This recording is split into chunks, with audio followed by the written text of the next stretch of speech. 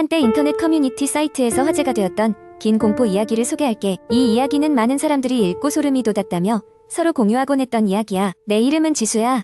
나는 대학 시절에 자취를 시작하면서 처음으로 독립생활을 하게 되었어.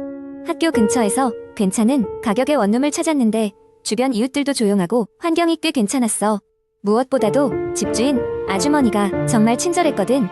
처음엔 아무런 문제가 없었어. 학교 생활도 순조롭고 자취 생활도 나쁘지 않았지. 그런데 어느 날부터인가 이상한 일이 벌어지기 시작했어. 기억에 남는 건 어느 비 오는 밤이었어. 그날은 유난히 피곤해서 일찍 잠들었는데 한밤중에 이상한 소리에 잠에서 깼어. 톡톡톡 하는 소리가 창문 밖에서 들리는 거야. 처음엔 나뭇가지가 바람에 부딪히는 소리라고 생각했어. 하지만 그 소리가 너무 규칙적이었어. 잠결에 창문을 열어보려다 뭔가 이상하다는 느낌이 들어서 그만뒀어. 그냥 아침이 밝기를 기다리며 다시 잠들기로 했지. 다음날 아침 창문을 확인해봤지만 별다른 이상은 없었어. 그렇게 잊어버리기로 했는데 그 후로도 가끔씩 밤마다 같은 소리가 들리곤 했어. 난 또네 하고 그냥 무시했지.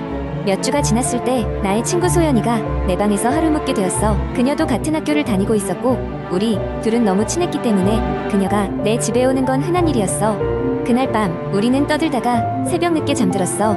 그런데 갑자기 소연이가 날 깨우는 거야. 지수야, 밖에서 이상한 소리 들려 라고 하면서 말이야. 역시나 그 톡톡톡 소리가 다시 들리기 시작했어. 이번엔 좀 더 용기를 내서 창문으로 다가갔어. 커튼을 슬쩍 젖혀봤는데 아무것도 보이지 않았어. 밖은 깜깜했고 비명소리 같은 것도 들리지 않았어. 소연이와 나는 긴장한 채로 다시 잠들어야 했어. 하지만 그녀는 극도로 불안해 보였어.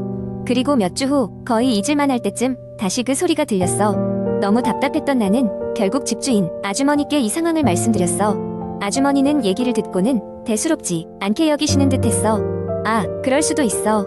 정말 큰 문제는 아니야 하시며 날 안심시키려 했지. 하지만 그녀의 표정은 불안해 보였어. 마침내 어느 날 밤 또다시 그 소리가 들리자나는 용기를 내서 밖으로 나가보기로 했어. 여전히 비가 내리고 있었고 주위는 너무 조용했지. 조심스레 문을 열고 밖으로 나가봤어. 소리가 정말 창문 쪽에서 나는 게 확실했어. 그리고 그 순간 그 소리의 정체를 알게 됐어. 창문에 무언가가 붙어 있었어. 아주 오래된 나무 사다리였지. 사다리를 타고 누군가가 내 방을 들여다보고 있었던 거야. 그 사실을 깨닫는 순간 나는 비명을 지르며 방으로 돌아왔어. 경찰에 신고했고 얼마 지나지 않아 경찰이 도착했어. 하지만 그때는 이미 아무도 없었어. 경찰 조사 결과 근처에 살던 노숙자가 가끔 빈집을 확인하러 다니며 창문을 두드렸다는 사실이 밝혀졌어. 다행히 큰일은 없었지만 그 일 이후로 난 그 방을 떠나기로 결정했어.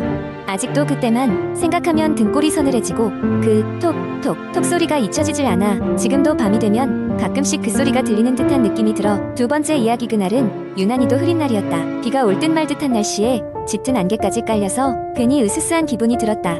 나는 친구들과 함께 주말을 맞아 교회로 여행을 떠났다. 이곳저곳 구경하며 시간을 보내던 중 우연히 오래되고 버려진 듯한 폐가를 발견했다. 호기심이 많은 우리들은 자연스럽게 그곳으로 발걸음을 옮겼다. 겉보기에도 세월의 흔적이 느껴지는 그 집은 마치 오랜 시간 동안 사람의 발길이 닿지 않은 듯 정적이 감돌았다. 집 근처에는 출입 금지 표지판이 있긴 했지만 우리는 아는 체 하지 않고 울타리를 넘어 집 안으로 들어갔다. 처음엔 장난반 친지 반으로 들어갔던 우리들 마루를 밥접 삐걱거리는 소리가 돌아왔고 먼지 쌓인 거울에는 추억 속 인물들이 남아있었다. 그런데 한 친구가 갑자기 안방에서 이상한 것을 발견했다. 오래된 사진 한 장이었는데 희미하게나마 가족의 모습이 찍혀 있었다. 그런데 좀 이상했다. 사진 속 가족들이 모두 무표정하게 카메라를 응시하고 있었고 특히 한 아이의 눈이 유난히 어두워 보였다. 분위기가 묘하게 무거워진 상태에서 다른 친구가 놀랍게도 불이 나간지 오래돼 보이는 스탠드를 켰다. 깜빡깜빡 거리던 스탠드는 곧 정상적으로 켜졌고 그 빛 아래에서 뭔가 반짝이는 것을 발견했다. 그것은 바닥에 떨어져 있던 작은 손거울이었다. 이 손거울은 많이 사용된 듯 가장자리가 달아있었고 거울면은 왜곡되어 사람의 모습을 정확히 비추지 못했다. 호기심을 이기지 못한 나는 그 손거울을 들어올려 내 얼굴을 비춰보았다.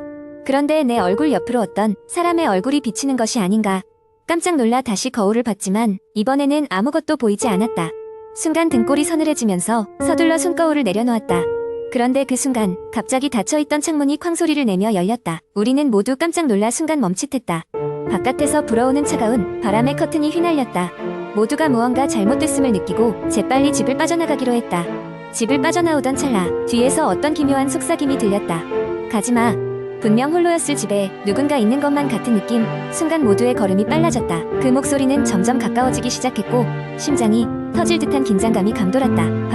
밖으로 나오자마자 우리는 무작정 달렸다. 뒤도 돌아보지 않고 있는 힘껏 달리면서 그곳에서 최대한 멀어지고 싶었다. 한참을 달려서야 숨을 고르며 멈춰섰다.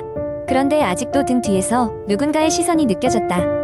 그날 이후 우리는 다짐했다. 함부로 낡고 오래된 곳에 발을 들이는 일은 없을 것이라고. 하지만 집에 돌아온 후에도 가끔씩 거울을 볼 때마다 누군가가 등 뒤에 서 있는 것만 같은 기분이 들어 잠을 이루지 못했다. 그리고 그 손거울, 이상하게도 내 가방 속에서 발견되었다. 분명 두고 나왔을 텐데 말이다.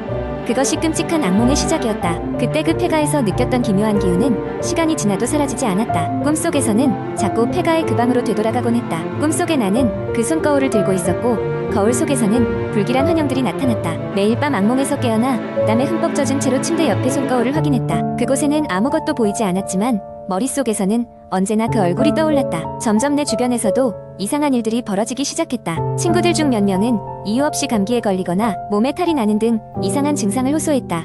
한 친구는 밤마다 같은 꿈을 꾸며 잠에서 깨어났다고 했다. 그 꿈에서도 그 얼굴이 나타났다고 했다. 우리는 점점 두려워졌고 도저히 이대로는 안 되겠다고 판단했다. 그래서 이 모든 일이 시작된 그곳으로 다시 돌아가 보기로 했다. 이번에는 그저 호기심 때문이 아니라 이 모든 일을 끝내려는 의지로. 폐가에 도착했을 때 안개는 여전히 짙었고 묘한 정적이 감돌았다. 우리는 한 발 한 발 조심스럽게 더듬으며 그 집 안으로 들어갔다. 그러나 이번에는 처음과는 달랐다. 마치 처음부터 그랬던 것처럼 집안은 이전과는 다른 냄새와 분위기로 가득 차 있었다. 마루를 밟을 때마다 들려오던 삐걱거리는 소리도 사라지고 그 흔적만이 남아있을 뿐이었다. 모두가 입술을 굳게 담은 채 한 친구가 정중히 말했다. 여기로 돌아와서 죄송합니다. 남아있는 분들을 방해할 의도는 없었습니다. 그저 평화를 찾길 바랍니다. 그 순간 바람이 불더니 창문이 다시 쾅 소리를 내며 닫혔다. 긴장감이 감돌았지만 우리들은 마치 무언가에 의해 감싸인 듯한 느낌을 받았다. 그리고 조심스럽게 발길을 돌렸다. 그날 이후로 이상한 일은 사라졌다. 무거운 기운이 가라앉고 꿈에서도 더 이상 그 얼굴을 보지 않게 되었다. 그저 그 손거울만이 여전히 내 방 한켠에 놓여 있었다. 앞으로 어떻게 될지 모르지만 한 가지 분명한 것은 있었다. 그날의 경험은 절대로 잊을 수 없을 것이라는 사실이었다. 그리고 어느 날 그 손거울을 바라보면서 다시는 그 폐가에 가지 않겠다고 굳게 다짐했다. 세 번째 이야기. 어느 평범한 여름날 밤, 김민수는 친구들과 함께 작은 산장으로 떠났다. 그들은 대학 동기들이었고 오랜만에 시간을 함께 보내기 위해 방학을 맞아 떠난 여행이었다. 산장은 근처에 호수와 숲이 펼쳐져 있어 자연을 만끽하기에 더없이 좋은 곳이었다. 첫날 밤 그들은 즐겁게 바비큐를 하며 많은 이야기를 나누었다. 하지만 밤이 깊어질수록 주변의 어두운 숲에서는 이상한 소리가 들려오기 시작했다. 처음에는 바람 소리려니 생각하며 대수롭지 않게 넘겼지만 곧이어 사람의 웃음소리처럼 들리는 이상한 속삭임이 그들의 귀를 사로잡았다. 그래도 피곤함에 젖은 친구들은 하나 둘 잠이 들었고 산장 안은 고요해졌다. 하지만 민수는 좀처럼 잠들지 못했다. 그는 숲 밖에서 들려오는 그 소리가 점점 또렷해지는 것을 느꼈다. 뭔가 이상하다는 생각에 그는 잠자리를 털고 일어나 창문 밖을 내다보았다. 창문 뒤로 펼쳐진 어두운 숲속에는 분명히 아무것도 보이지 않았다. 그저 바람에 흔들리는 나뭇가지들 뿐이었지만 그 순간 무엇인가 반짝이는 것이 그의 시선을 끌었다. 그것은 사람의 눈동자같이 빛났고 민수는 빠르게 창문 커튼을 닫고 몸을 숨겼다. 그는 자신의 착각이라 믿으며 침대로 돌아가려 했지만 그때 누군가 문을 두드리는 소리가 들렸다. 심장이 빠르게 뛰기 시작했고 친구들이 장난을 치는 게 아닐까란 생각에 민수는 조심스럽게 문으로 다가갔다. 하지만 문을 열어본 순간 그는 아무도 없다는 것을 깨달았다. 다시 침대에 누웠지만 그 이후로 민수는 얕은 잠만을 반복했다. 그리고 어느 순간 그는 어떤 소리에 깨어났다. 그 소리는 분명히 누군가 속삭이는 소리였다. 돌아가 라고 반복적으로 말하는 그 소리에 그는 불안감을 느꼈다. 민수는 소리가 들려오는 방향을 향해 조명을 비추었고 그곳에 어두운 실루엣이 서 있는 것을 발견했다. 그것은 인간의 모습이 분명했지만 얼굴 부분이 이상하게 흐릿했다. 공포에 질린 민수는 급히 친구들을 깨웠지만 그가 본 것을 설명할 길이 없었다. 다른 친구들도 그 소리를 들었다고 했고 밤새도록 조명과 숯불을 켜두어야만 했다. 다음날 아침 그들은 서둘러 산장을 떠나기로 결정했다. 그러나 떠나는 길에 그들은 한 노인을 마주치게 되었다. 그 노인은 그들에게 그곳에는 오래 머물지 않는 게 좋을 것이라며 의미심장한 말을 남겼다. 노인에게 자세히 물었지만 그는 더 이상 말을 하지 않았다. 서울로 돌아온 뒤 민수와 친구들은 그날 밤의 경험을 잊을 수 없었다. 몇 주 후 그들은 산장 근처 마을의 전설을 알게 되었다. 그곳은 전쟁 중 실종된 소년의 혼령이 아직도 숲속을 떠돈다는 이야기가 전해진다고 했다. 민수는 그 밤에 보았던 흐릿한 얼굴이 그 소년의 것이 아니었을까란 생각에 오싹해졌다. 그 이후로 민수는 그 숲을 다시 방문하지 않았다. 그러나 종종 꿈에서 그날의 기억이 떠오르곤 했다. 꿈속의 웃음소리와 속삭임은 여전히 생생했으며 그는 아직도 그곳에서 무언가가 그를 기다리고 있는 듯한 불안함을 떨쳐낼 수 없었다. 어쩌면 그는 그날 밤 그 소년의 외로움을 조금이라도 느끼게 된 것이 아닐까 생각하며 말이다.